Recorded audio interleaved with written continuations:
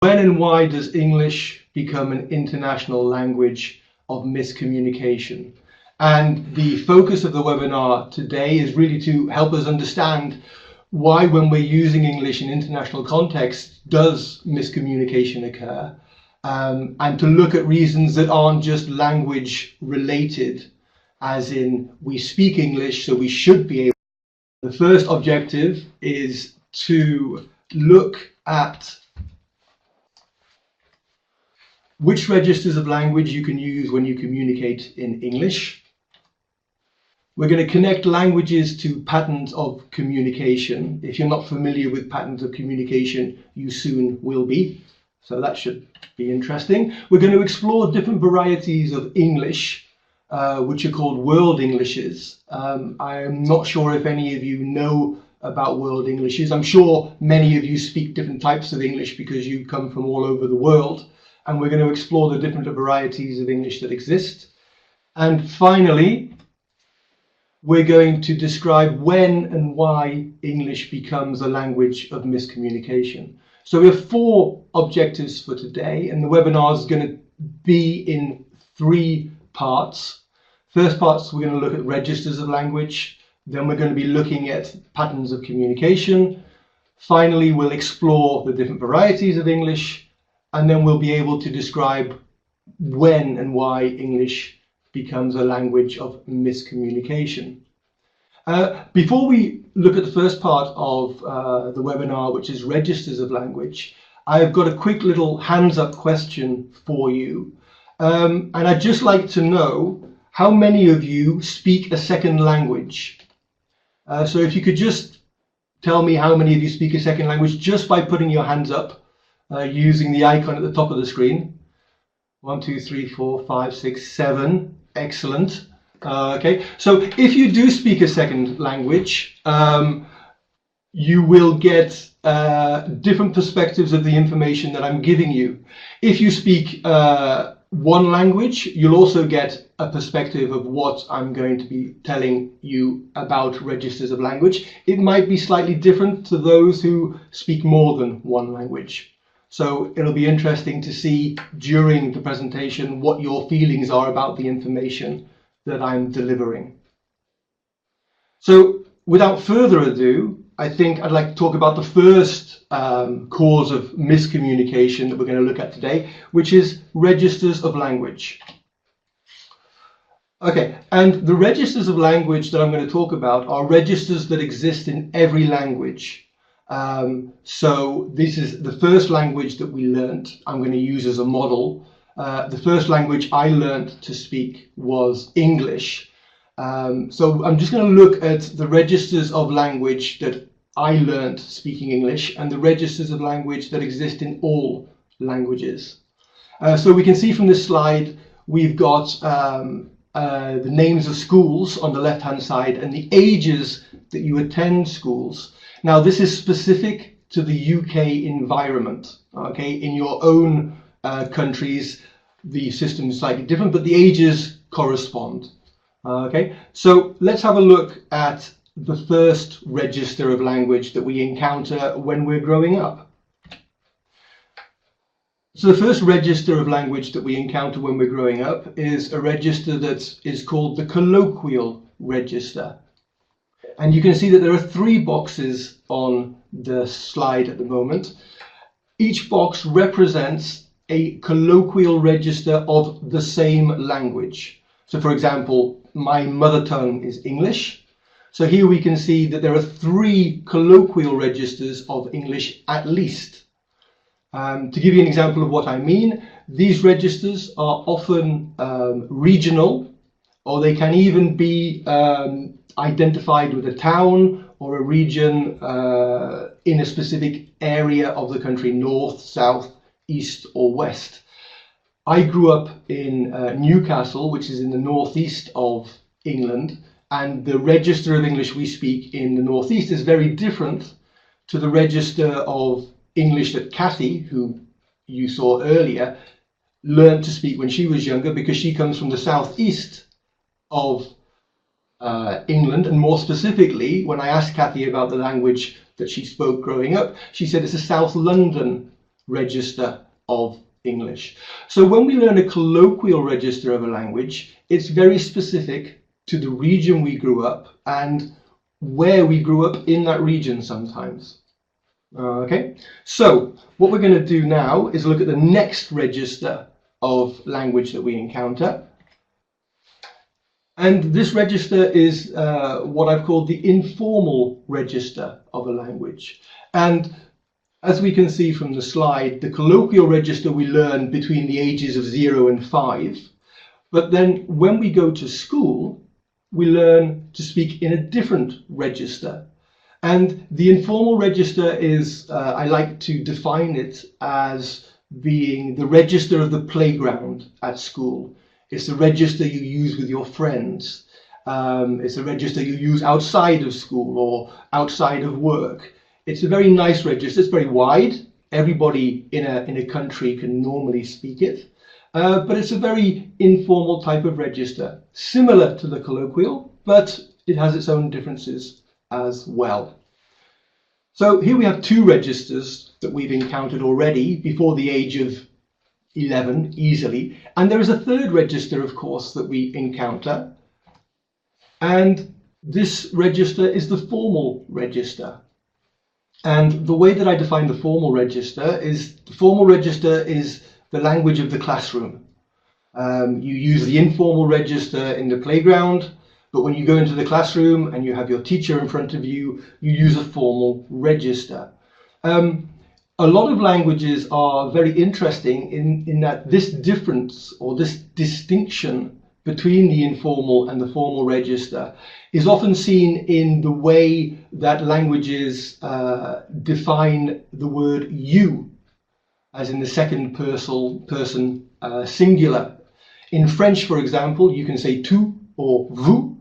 Tu is the informal and vous is the formal. And in many languages there is this difference. So that's a nice way of looking at how to differentiate between the informal and the formal registers. So here we have three registers of language already that we're using. But there is a fourth register, which is the academic register. And this register is a register we encounter when we get to study at a very high level, college or university or even postdoctoral work. We're always asked to use an academic register. And the academic register is a specific register with a specific style of communication. Very different, in fact, to the formal, very, very different to the informal, and very, very, very, very different to the colloquial register. So we have four registers of language that we're very familiar with while we are in the educational system. But it's still not finished, because obviously when we leave the educational system either at 18 after university or at 18 or at the age of 16, we encounter another type of register, which is a professional register. And examples of professional registers include lawyers. If you're a lawyer, you'll have a specific type of register. If you're a doctor, you'll have another type of register. I'm a language trainer, so I have a specific type of register that I use in my job. And these are all different. But as native speakers of a language, each of us can use all of these registers. And we're very, very fluent and very professional and competent in our use of these registers. So as native speakers, and everybody here is a native speaker, everybody watching this webinar is a native speaker, we all have access to these 5 registers of our first language, and we know when to use them, in which context it's correct to use them. And we also know that we can change register very easily. For example, if I'm talking to somebody about my job and they're not working in the same sector as myself, if they don't understand what I'm talking about, I can reformulate what I'm saying by using a different register. So if I'm using a professional register with my family, for example, and they don't understand what I'm talking about, I can change register to find a register that they will understand, so I can explain what I'm doing. So in our native languages, we have this ability, this fluency and this fluidity of being able to switch register very, very easily. And we do it all the time when we're trying to reformulate what we're saying, if we have a problem of communication, in fact. So every one of us has access to all of these registers in our native language or in our first language. Okay, what I want to look at now is what happens when we use a second language or when we use English as a language of communication in a specific context. So what we need to look at now is which registers of English can you use and can you understand. So what we have here is the same diagram that we saw on the previous slide. Here are the 5 registers of language. This time, these are the 5 registers of English that first language speakers of English can use and can access. And there's often a problem in using English as a language of communication because not always do people stay in the same register in business. And often in business, in my experience, I've seen a lot of vocabulary used that looks like this. We have expressions like duck out appearing. Another colloquial piece of English is a stotty. I'll explain what a stotty is later, but this is a piece of vocabulary that I hope many of you have never heard. Get over it. Come up short. Pull your socks up. A tough break. A ballpark figure. Get with it. No strings attached. When we're using English in a business sense, we often hear people using a lot of phrasal verbs and a lot of idiomatic expressions. And these expressions and these types of verb often cause a lot of problems. And I'm going to try and explain why these problems occur. If we look at the bottom of this slide, we can see there are 2 arrows. There's a red arrow, which represents a second language speaker, and there's a green arrow, which is going to represent a native English language speaker.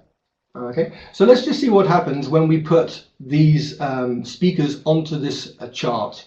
So if we look at the registers of English that a second language can have access to and can use when they're speaking English, normally these registers are restricted to the professional, the academic, and the formal register. This is most likely or most commonly because we learn a second language when we go to school, when we go to our secondary school or a college. And the registers of language that we typically learn first are the formal registers, the academic registers if we're studying at university or if we're studying overseas, or a professional register if we're working in a professional environment. So we have a lot of second language speakers have a very good knowledge and access to the professional, the academic, or the formal registers of a language. And as long as communication stays within these registers, there's no problem normally for second language speakers. But if we see what registers a native language speaker has access to, we can see that the native language speaker has access to all of the registers. Now, why does this, or why might this cause a problem? Well, if the second language speaker and the native speaker of English are having difficulty communicating in a professional register or an academic register or a formal register, the native speaker will reformulate by dropping a register. That's to say that they'll go to a register that for them was easier or is easier to speak. And of course, if we drop from the formal register to the informal register, we find lots of idiomatic expressions and lots of phrasal verbs. And what this means is something that's rather unfortunate. The native speaker thinks they're simplifying the language they're using for their interlocutor. However, for the second language speaker, the native speaker is using language and expressions that they have no knowledge of or are very difficult for them to understand. So we have the interesting situation that in using English as an international language in a business context or in certain types of contexts, we can often see that there's a problem if both people are not using the same registers. And this happens a lot when native speakers reformulate using language from lower registers. So one of the causes of miscommunication is that when people aren't using the same registers of English when they're communicating. That's a lot of information to take in. So the next slide is going to give us a bit of time to look at some questions that we can ask ourselves when we want to check what registers you can use and what registers you can understand. So here are some questions, 3 questions in fact. Where did you first learn English? Why did you first learn English? And where do you now speak English? We have 4 answers for each question. Perhaps you could use the bar on the left and either write or circle your answer to each question, if you'd like to take a couple of minutes to do that. Okay, school. Okay, home. That's interesting. Okay, excellent. Very good. Okay, this is very, very interesting. We can see that there's a lot of interesting answers being given here. Okay, excellent. So if you can remember which answers you gave individually to each question, you'll be able to build up quite a nice image of the registers that you can speak and also the registers that you can maybe understand. If we look at where did you first learn English, for those people who learnt it at home, it may be that you're native speakers of English, or it may be that you lived in your family comes from 2 different cultures or 2 different countries. One parent speaks English, the other person doesn't. But if you learned English first at home, then you'll have access to all 5 registers, probably, if you were staying in the UK. If you learned it at school, well, you might only have access or have learned the formal registers. Okay. Why you learned English is very important, because if it's a personal choice, you'll develop more of the registers, you'll learn more about the registers. If it was because your parents made you, well, maybe it's a little more difficult to learn it. If it's professional obligation, again, there might not be a need to expand the registers that you can speak and understand. But it is very important.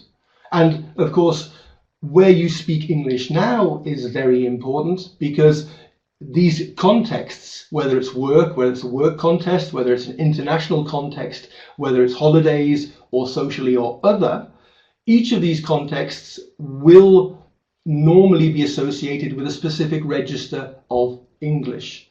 And I've worked with many, many business professionals who have all explained that they have no problem communicating in a professional context, but as soon as they go to the restaurant or as soon as they go to the pub, they have a big problem because the language changes. And what's happening here is that people are changing the register they're using to fit with the context. So we need to develop as much as possible the number of registers we can use and understand in order to communicate as effectively as possible in English. Okay. That's lovely. Thank you very much for your contributions and your interactions there. That was really good. We're going to move on now to look at a cause of miscommunication. So registers of language are and can be a cause of communication. And I think I should focus down the can be. They're not always, but they can be a cause of miscommunication. Lovely. Let's take a breath. Does anybody have any questions at this point? There was a lot of information there. There will be time for questions at the end, of course. So if you have any questions now and you want to ask them at the end, that's great. Just take a note of them on a piece of paper or try and remember them. If not, if everybody is ready, we'll have a look at the next cause of miscommunication, the next potential cause of miscommunication. And this potential cause of miscommunication is what I call patterns of communication. In the 1960s, a man called Robert B. Kaplan wrote a very interesting paper about written communication, and specifically about the written patterns of communication that people use. He analyzed the writing of English students from around the world, and after analyzing the writing of these English students from different parts of the world, he discovered that there were linguistic patterns in the writing. That means that the writing was structured in a specific way. And Robert Kaplan did something very interesting. He transformed these linguistic patterns into diagrammatic form, so we could see visually how people from different contexts communicated in writing. So his patterns of communication, when he drew them, looked something like this. 5 lovely arrows. Okay, we have a straight line arrow, we have a parallel set of arrows, the second diagram on the left. In the middle we have a spiral where the arrows are pointing in. Then we have a random line arrow, an arrow that goes all over the place. It starts, then it goes right, then it goes left, etc., etc. And finally, the 5th arrow is a random arrow again. It's not straight, it zigzags across the screen. And the 5th arrow is fragmented as well. Okay, so Kaplan said that each of these patterns was connected to a certain type of language, or a certain group of, or a certain language group in specifically. And the labels he attached to his diagrams are as follows. He identified the fact that English was connected with a straight line pattern of communication. Semitic languages he associated with a parallel pattern of communication. The Oriental languages he associated with a spiral and the arrows moving in towards the circle. Romance languages he associated with a zigzag arrow, a zigzag pattern. And Russian languages, or Russian, he identified with a fragmented zigzag pattern. This is very interesting, but it's not very clear why this is useful. What does he mean? What is he trying to say when he says that languages have a pattern of communication? Well, let's have a look at some examples of English in these patterns of communication. So what I've got from you here are some real examples of how English can be used and is used in these different patterns of communication. So let's have a look at some examples. Okay, just take a little bit of time to look at the examples here.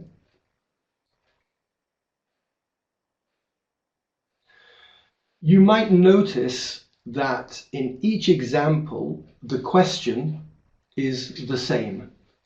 Okay, so the question in each example is the same. It's, do you want to go to a restaurant?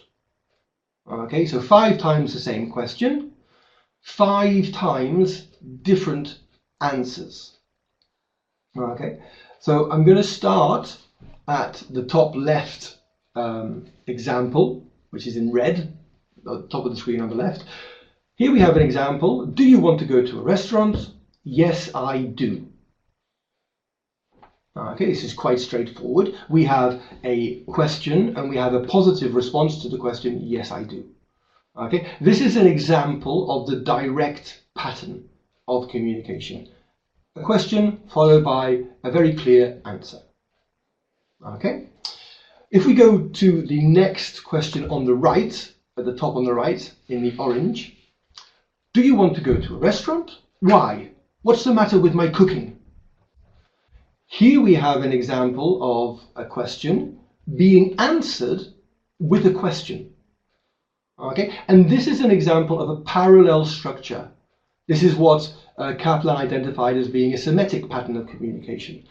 The clause used in the first part of the communication is also used in the second part of the communication. So this clause that we're using in the first part is matched by an identical style of clause in the second part of the communication.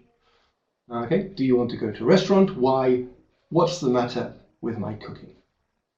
Let's move down to the left again, as we're looking at the screen, the blue card. And here we have the same question. Do you want to go to a restaurant? I like restaurants. This is really good. This is a nice, positive sentence. Okay, it's positive, it's not negative. But has the person answered the question in any way? Well, not really. And this is an example of what Kaplan would call an oriental pattern. The oriental pattern of communication is typified by hints and clues, and there's never a direct answer given to a question. And we can explore why this is so later on. But in the blue box, the question in the blue box and the answer in the blue box, this is an example of an oriental pattern. Let's go on to the right-hand side of the screen and the red burgundy colour. Do you want to go to a restaurant? My parents took me to a restaurant for the first time when I was 6. It was a seafood restaurant. I love fish. There is a new seafood restaurant in town. Shall we go there? This is a really interesting example of a romance pattern of communication. Okay, it's a romance pattern of communication where the line zigzags all over the place and doesn't go straight. This is because in a romance pattern, giving a lot of background information is typically seen as being very important. We have to explain what our answer is going to be, so we give people a lot of information about it in order to do it. So on the right hand side at the bottom, this is an example of a romance pattern of communication. Finally, bottom left in orange, do you want to go to a restaurant? Restaurants are a good place to eat nice food. My mother is sick.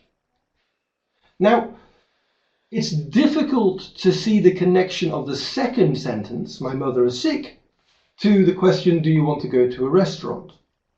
The first sentence, the first answer, restaurants are a good place to eat nice food, is connected to restaurants, but it's not giving us any clear idea about whether the response is positive or negative. And this pattern of communication is a pattern of communication identified by Kaplan as being a Russian pattern of communication. And we'll look again and explain in a bit more detail why this is so in a moment. So these are some examples, and obviously these are examples that I've created from my own experiences working in China, working in Europe, traveling around the world, communicating with people. But next I'd like to show you a couple of real examples of patterns of communication. But before I do that, here are the patterns next to each pattern of communication. Here are the diagrams so you can see a little bit more clearly.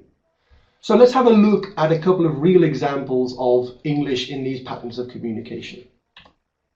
Okay, this was a conversation I had with my partner.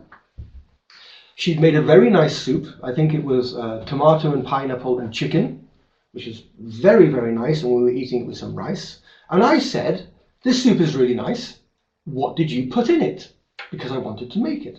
And her reply to me was, I can tell you what I didn't put in it, which didn't really help me because there was a long list of things that she hadn't put in it.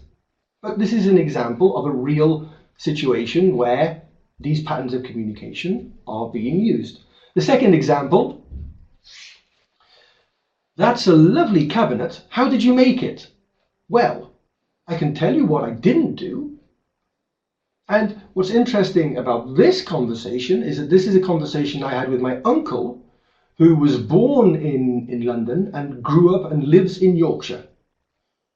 So in these examples, which are real examples, we have, on the left-hand side, we have a direct pattern of communication in my question to my uncle. And his response is Oriental. He said, I can tell you what I didn't do. So this is very interesting. And this is an interesting point to make about patterns of communication, is that in my research, in my findings and research into patterns of communication, the patterns of communication exist in every language. And here's an example. This is my uncle, who's been living in Yorkshire for 50 years, using an Oriental pattern of communication to talk to me. The second, or the first example, the first real example we looked at, again, I'm using a direct pattern of communication. And this time, my partner is using an Oriental pattern of communication. And my partner, my wife, in this case, is using an Oriental pattern of communication. So these patterns of communication exist in every language. And what I'd like to do now is a little bit of an exercise for all of you. Here we have the 5 patterns of communication as identified by Kaplan: Oriental, Semitic, Romance, English, and Russian. And in the middle of the screen, we have lots of languages. I hope a language you can speak is there. I hope one of your first languages is there. What I'd like to do, what I'd like you to do, is to match the language to its most usual pattern, or most dominant pattern. That is to say, these languages use one of these patterns more than any other. What I'd like you to do is to match the language to its pattern. So you can either write the name of a language beneath the pattern, or you can connect the language by drawing a line from the language to the pattern you think it's most connected with. And I'll explain that again. Oh, excellent, you're doing it. That's superb. Okay, so German, okay, very good. Everybody seems to be going for the English pattern. Are there any other? Ah, excellent. Romance, Spanish, okay, sweet, yeah, lovely, okay, excellent, wonderful. Italian Oriental as well, very interesting. Portuguese Romance, yeah, Slovak Russian, Mandarin Oriental, Swedish English, Hungarian Semitic. Okay, that's brilliant. That is very, very good. Thank you so much. That's really, really useful. And it's very interesting, isn't it, that we seem to be able to identify a dominant pattern of communication with specific languages. And that's going to be really interesting for looking at why miscommunication may occur. Okay, so let's have a look at the next slide. We're going to have a look at these patterns of communication and reinterpret them a little bit. Okay, so first of all, I'm going to change the colors of the patterns of communication and the diagrams a little bit. And I'm also going to change the names, because the names aren't particularly helpful that Kaplan gave to them, because they do associate patterns with specific languages. And that's not really helpful, because these patterns appear in every language. Okay, so we have a connected digression, we have an indirect pattern, a parallel pattern, a direct pattern, and a disconnected digression. Okay, so you all thought that you could, well, you've all tried to identify a language with a specific pattern. Let's have a look to see how well you did. Excellent. So we can actually see that many of the languages that you identified with the patterns were actually identified with those patterns. That's to say that these patterns were the most dominant pattern in these languages. Okay, so what's really interesting is that we can see that in Italian, or in Romance languages, Italian, French, Spanish, Portuguese, the connected digression pattern of communication, the Romance pattern that Kaplan identified, is the most dominant in this language. In Oriental languages, Japanese, Mandarin, Cantonese, the indirect pattern of communication is the most dominant one. In Semitic languages, Hebrew and Arabic, the parallel pattern is the most dominant. In the direct pattern, we find British English, German, American English, and other Germanic languages. And the Russian pattern of communication, which I call a disconnected digression pattern, we have Russian, Polish, and Slovak. Okay, I do know that Swedish isn't here, but we will let you know later which language or which pattern Swedish is most associated with as well later. Okay, excellent. So, using English in different patterns of communication is very important. If we're not using English in the right pattern of communication, it can be a cause of miscommunication. So here are some questions you can ask yourself if you need to get this or identify which pattern you're using when you're speaking English. Which pattern do you think you use when you communicate in English? Do you expect people to use a certain pattern in business contexts? And finally, which pattern is most used by native speakers? So these are three questions that you can ask yourself to identify whether or not you're using a suitable pattern of communication when you're using English. Okay, so let's have a look. And actually, if you have any answers to these questions, at the end of the session, you can ask and you can give your answers to these questions. So now we've looked at two of the causes of miscommunication, registers of language and patterns of communication.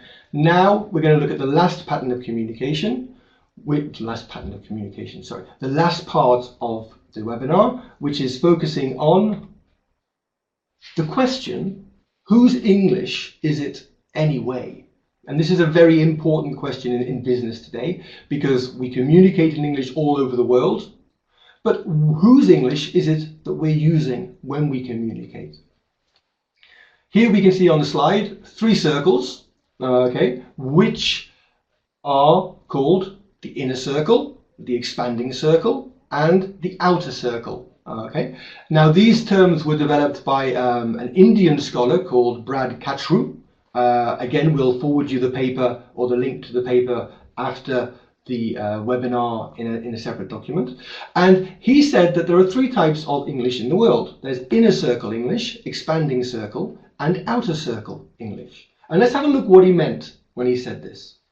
So in the inner circle, Kachru said that this is the English that's spoken by native speakers. In the inner circle countries, you have the USA, the UK, Canada, Australia, New Zealand. And in this circle, English is a native language. We learn it for free. We don't have to pay to learn English here. It's used, and it's also the model of business English normally. So in the inner circle, we have English as a native language, but in the outer circle, there's also a type of English. And in the outer circle, we have English as an official language. A lot of these countries are ex-British Empire or colony countries where English today has an official capacity. It's an official language. It's the language of government in these countries. So the people who live in these countries will learn English when they're growing up, and they will use English in an official capacity during their jobs. If they work in government, if they work in business, English is the language that they will be using. So we have inner circle and outer circle. But there's also a third circle of English, which is expanding circle English. And in expanding circle English countries, you have China, Russia, Germany, Brazil, Argentina, a huge number of people where English is not a native language, it's not an official language, it's a second language. And Kachru's question is, whose English should or is the most legitimate to use when communicating? And this is a very interesting question, because if we look at the number of people speaking these languages, we can see that in the inner circle, there are less than 500 million speakers of English as a native language around the world. In the outer circle, there are more than 1 billion. And in the expanding circle, there are potentially more than 1.5 billion speakers. So if we're in a meeting with one inner circle speaker and 2 outer circle and 3 expanding circle speakers, whose English is the most legitimate? Whose English should we be using in this context? It's a very important question today. And to give you an example of how complex it is now when deciding what type of English to learn or to speak, I'd like to give you an example of some of the Englishes that exist around the world today. This is a horrible slide. There's far too much information on it. I know, I'm sorry. But here we have some varieties of what people call world Englishes. Okay. Actually, this would be quite a good moment, I think, to do one last interactive activity.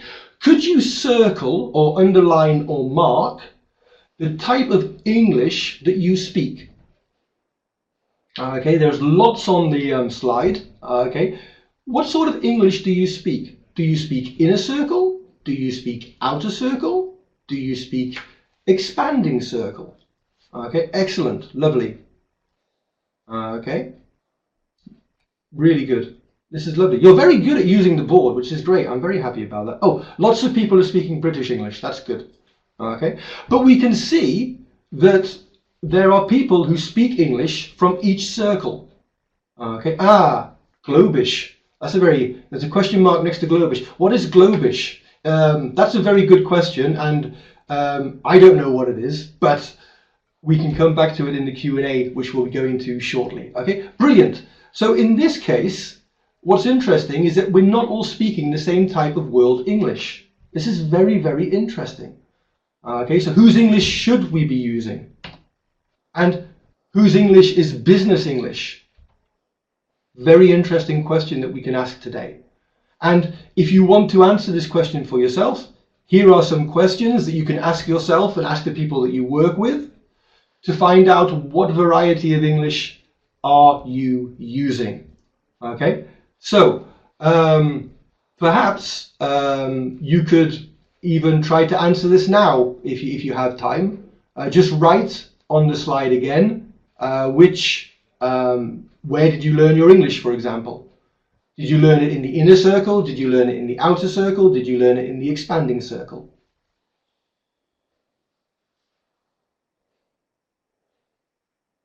Lovely, expanding circle, that's great. Okay, anybody else? Inner circle, okay, this is interesting. Okay, so we can see that even from the 2 answers that are there on the slide already, we're not learning English in the same place. This is really interesting for the dynamic in a business context. Okay, very interesting. Okay, brilliant. Okay, really, really good, really interesting answers. Thank you very, very much for your contributions. This is really great. Thank you very, very much. That's lovely. So again, these are the type.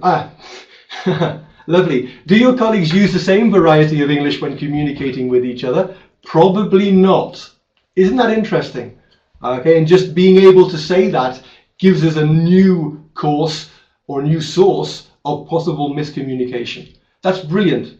Thank you very much. Superb. We've just got a couple of slides to get through before the end because we're running out of time as well. I'm conscious that we need to do a Q&A. So let's have a look at why any of this is important, in fact. Okay, so during the webinar, I've tried to identify possible or potential causes of miscommunication when using English as a international language. Okay, and I've identified, I think, 3 potential causes of miscommunication, and these are registers of language, patterns of communication, and world Englishes. Okay, so this is great. This is really, really interesting, but a lot of the people are going to be asking, when and why does English become a language of miscommunication? So if there's one image that I'd like you to take away from this webinar, it's this image, okay? And this is the answer to the question we asked at the beginning, when and why English becomes a language of miscommunication. It becomes a language of miscommunication when, in a shared context, the registers of language are not aligned, they're not the same, when the patterns of communication are different, and when the variety of Englishes we're using to communicate are not the same. So English becomes a language of miscommunication when this diagram is a reality.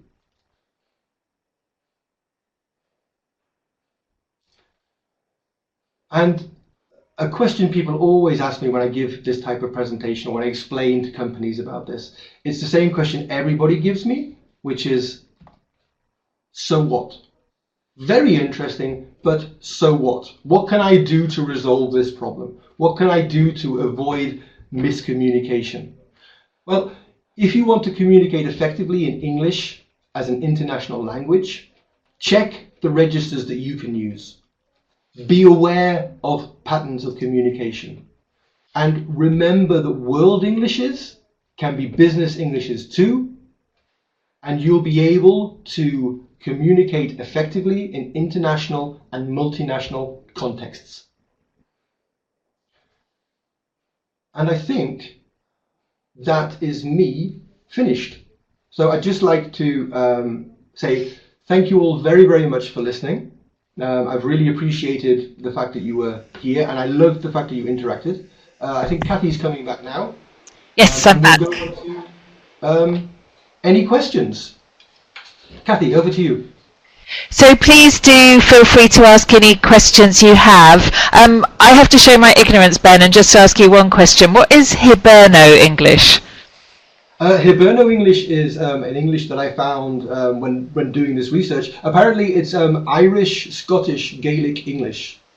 Okay, thank you. I did not know that. Thank you very much. I'm pleased I answered the question. And you said you were going to go back to the whole topic of what do we mean by global English. So I don't know whether in a nutshell you can give some clarity around that. Is that the Globish? I think there was a question about I think it was Globish, wasn't it? Globish. Globish is a variety of English invented by a French businessman who had problems communicating in English. If you type it into the internet, you can find lots of information about it. But he developed a program of learning Globish, which is a simplified form of English, and which is a form of English that is very easy to learn and doesn't stress so much the grammatical accuracy of inner circle English. And it's quite popular. It's quite well known in Europe and in certain parts of the world as an easy alternative to learning inner circle English, if you like. Sure, thank you. And aren't there some simplifications of some of our sounds and pronunciation elements as well? Absolutely, absolutely. Yeah. So it's a simplified version of the grammar and more focus on the communicative aspect rather than the grammatical accuracy of the communication. Great, thank you. It doesn't look like we've got any questions coming through, so I'd just like to say thank you from my side as well. It was a lot of information to take in, so a lot of, I think for us native speakers, a lot to think about, as well as people who speak English as a second language. We will be sending the recording to everyone in the next 24 hours or so. We'll also send some of the references as well if we can, so you can do a little bit more homework if we've whetted your appetite in this topic. We'll send you some of the references that Ben mentioned. And just a little bit more from me in terms of what we've got coming next. Our next webinar for October, a very different topic again. This time we're going to be looking at kind of again in the corporate world, how do you get the right international experience and how do you really use that for your professional development? We've talked before on these webinars around how important international experiences for kind of global leadership pipeline. So how do you really start developing yourself? So that'll be a great one to tune into. We're running quite a lot of our public courses here in London next month, just highlighting one of the more popular 2-day programs on developing intercultural competence. But we have programs running on email writing, working across cultures, negotiation skills. So check out our website if you're in London, if that's of interest. And do follow us on all our social media platforms if that's your thing. You'll get our updates and our invites a bit quicker that way. But otherwise, I would just like to say thank you so much, as always, for joining us. I know everyone's busy and it's hard to find the time. So